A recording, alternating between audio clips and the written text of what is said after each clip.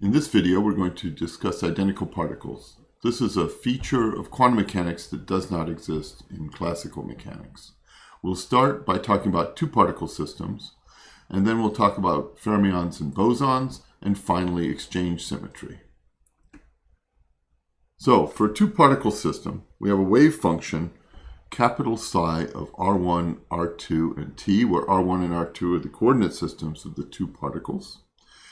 We have a Schrödinger equation which is given by IH bar partial of capital psi with respect to T is equal to the Hamiltonian applied to psi, where the Hamiltonian is equal to minus h bar squared over 2m1, Laplacian of particle 1 minus h bar squared over 2m2, Laplacian of particle 2, plus v of R1, R2, and T.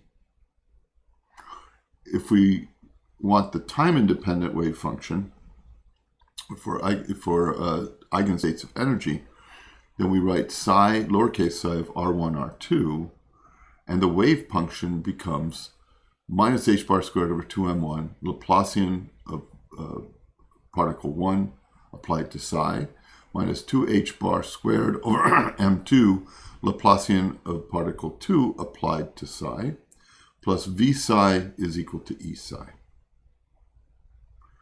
Let's suppose that particle 1 is in the one particle state psi sub a, while particle 2 is in psi sub b. The full two-particle wave function then is going to be written as a product wave function. Psi of R1, R2 is psi a of R1 times psi b of R2. So we're going to assume it's separable.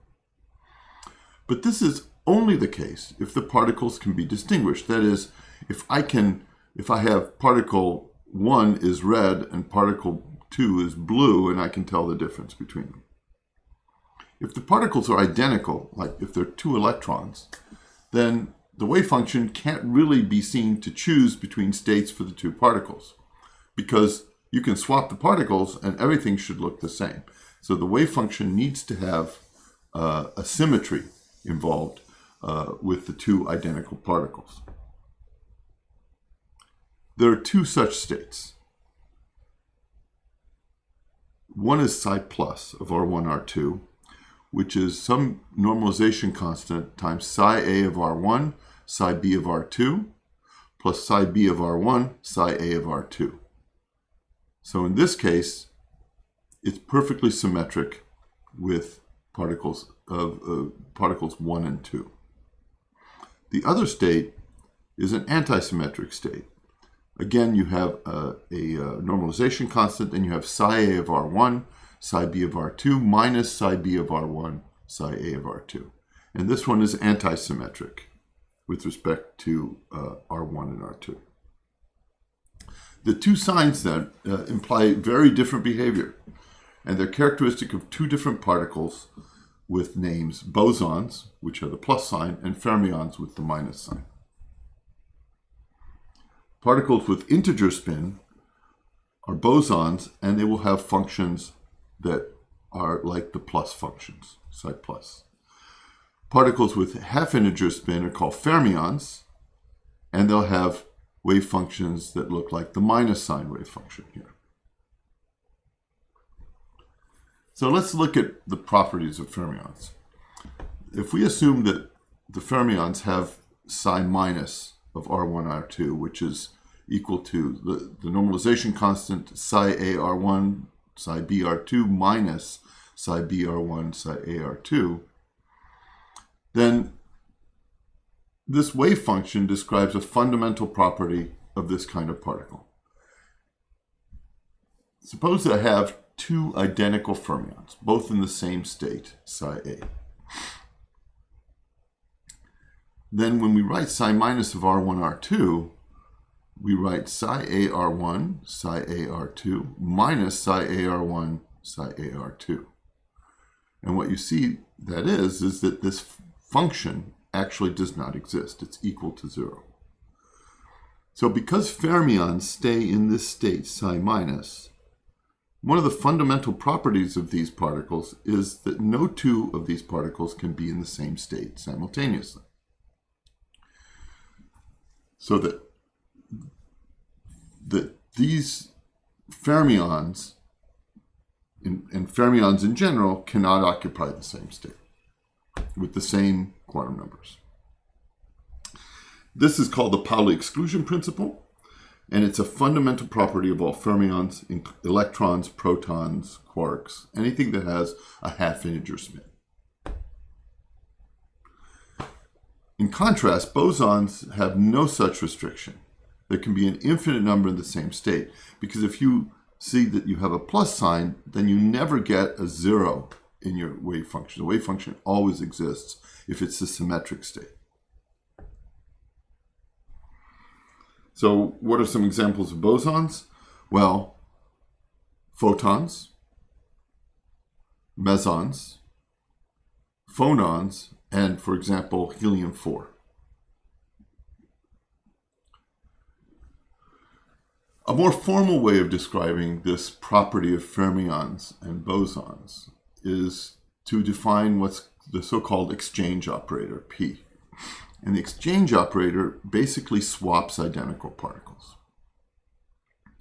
So if you apply exchange operator P to a function of R1, R2, you get the same function but of R2, R1. So everywhere where you had an R1, you would put an R2. Everywhere where you had an R2, you put an R1. Or anything, any property of that particle. If it's spin, you flip the spin from one state to the other.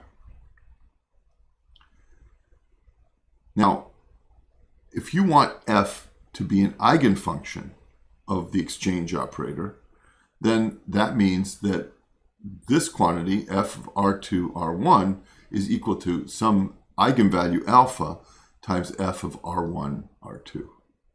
So our question is, what are the eigenvalues of the exchange operator?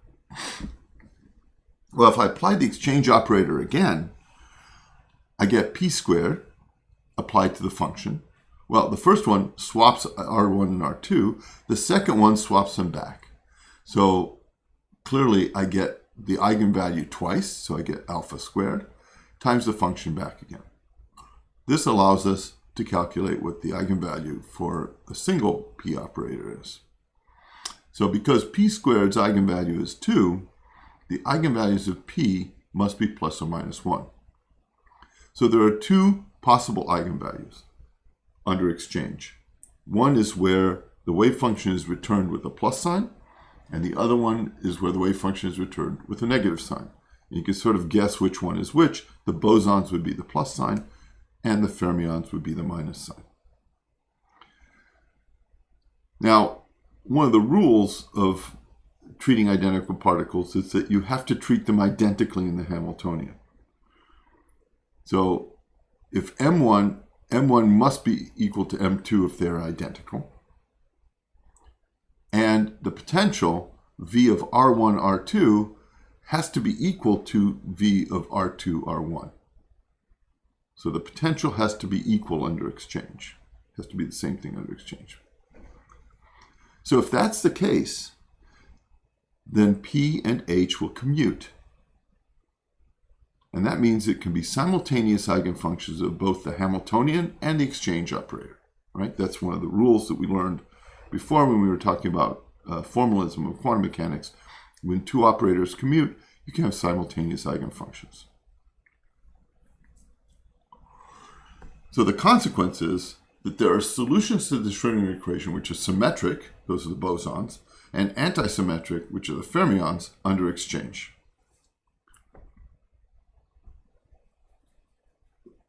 And what does that mean? That means that if I exchange R1 and R2, I'll either get plus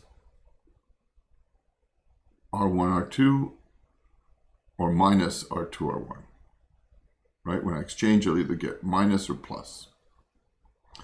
So exchange symmetry is time independent, and it's a requirement for the two types of particles, both fermions and bosons.